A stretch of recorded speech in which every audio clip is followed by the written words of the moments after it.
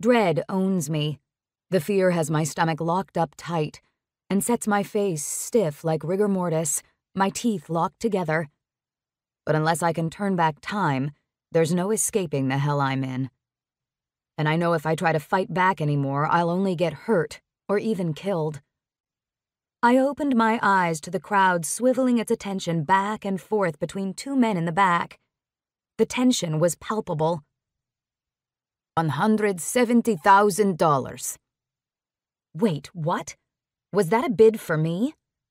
200,000. A baritone voice from the back of the room called out. They were warring over me. I knew I should be afraid, and I'm terrified still, but curiosity started to seep in then. My eyes darted between the man in the front and the voice in the back, the voice that rattled my bones. Not in fear, but something else, something I couldn't quite wrap my head around.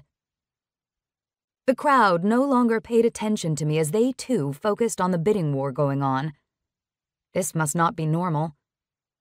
Between the muffled whispers and occasional gasps, whatever was going on was far from what was expected. The man in the front with his Italian accent pulled me from my reverie. I missed what he said, but he was pissed, if the scowl he was wearing was any indication. The deep red shade his skin turned was a sharp contrast with his gaudy gold jewelry. Didn't anyone bother to tell him how tacky he looked? Still, something about him frightened me. He looked like a man who was way too comfortable with violence. Please, God, if you can hear me, please don't let the hideous Scarface win.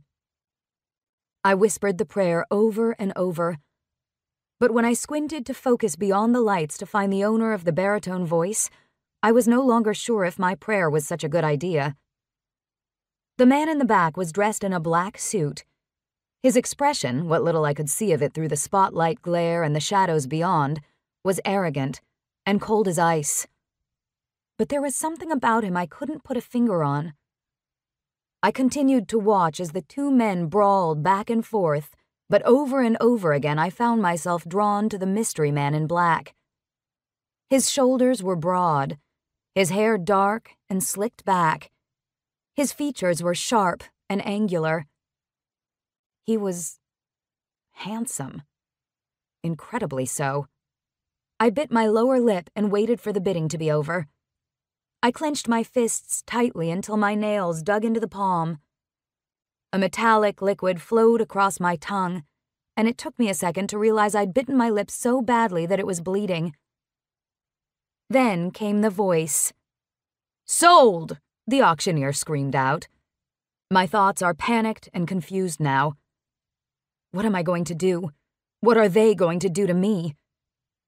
My breaths become shallow and I know I'm about to panic again, but I don't know what to do. I'm lost. Who won?